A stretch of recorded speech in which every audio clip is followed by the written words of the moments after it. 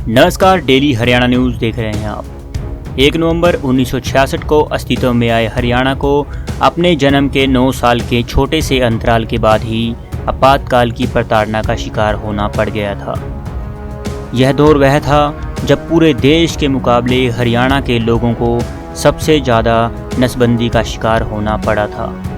रोहतक और अंबाला जेल लोगों से खचाखच भर चुकी थी।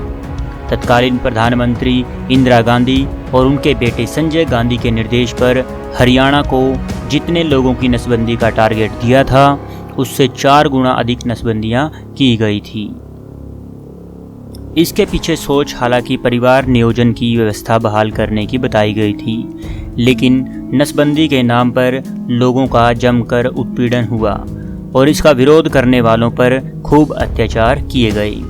नसबंदी से बचने के लिए लोग उस समय छिपते फिरते थे और घरों से बाहर शौच के लिए जाने से भी डरते थे।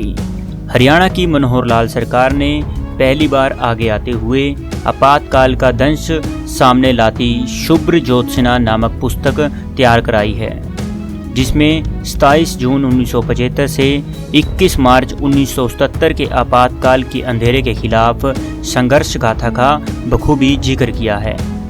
इस किताब में आपातकाल का शिकार हुए लोगों की आप बीती को बड़ी ही साफ गोई वाले अंदाज में सामने लाया गया है। स्वतंत्र भारत के इतिहास में आपातकाल एक काले अध्याय के रूप में जाना जाता है। उस समय देश में खौफ की काली चादर और आतंक का साम्राज्य था।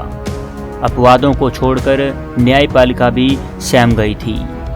आतंक के इस साए से हरियाणा भी अछूता नहीं रहा।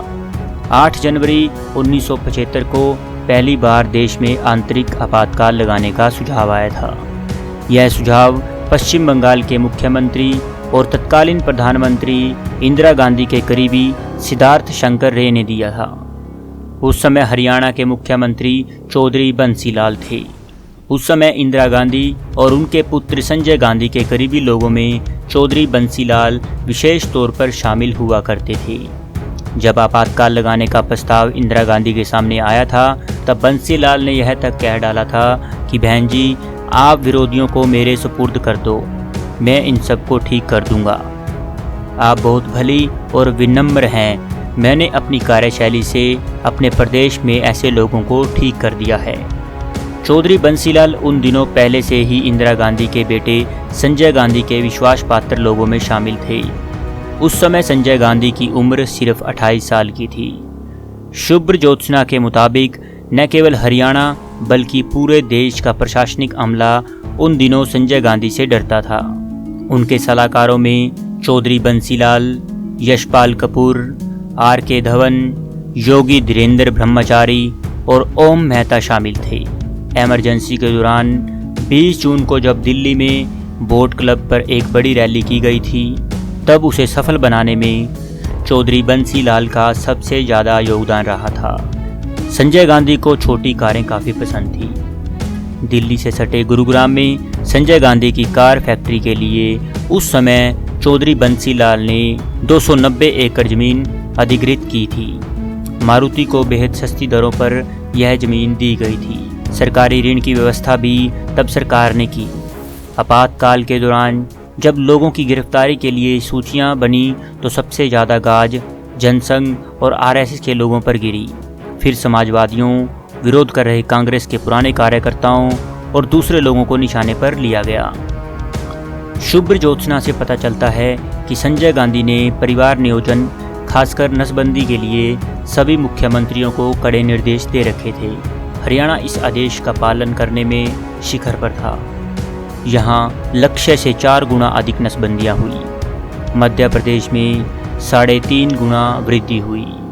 दिल्ली में लक्ष्य 29,000 लोगों की नसबंदी का था, लेकिन इसके विपरीत 1,30,000 लोगों की नसबंदी कर दी गई। इसी लक्ष्य प्राप्ति के दौरान हरियाणा में 164 अविवाहित लोगों की भी नसबंदी कर दी गई थी। प्रशासनिक अधिकारियों को स्पष्ट निर्देश था कि जिस ब्लॉक में नसबंदी के कम केस हों, वहां के अफसर कर्मचारियों का वेतन रोक लिया जाए। वेतन अदायगी के लिए 5-5 नसबंदी केस लाना अनिवार्य था। कई मामलों में सरकारी कर्मचारी नसबंदी के लिए लोगों को अपने वेतन का कुछ हिस्सा भी देने लगे थे ताकि उनके टारगेट पूरे हो सकें। स्कूलों में परिवार के तीसरे या चौथे बच्चे का प्रवेश तब तक वर्जित था जब तक परिवार के मुखिया की नसबंदी की रिपोर्ट न आ जाए। आप देखते रहिए डेली हरियाणा न्यूज़।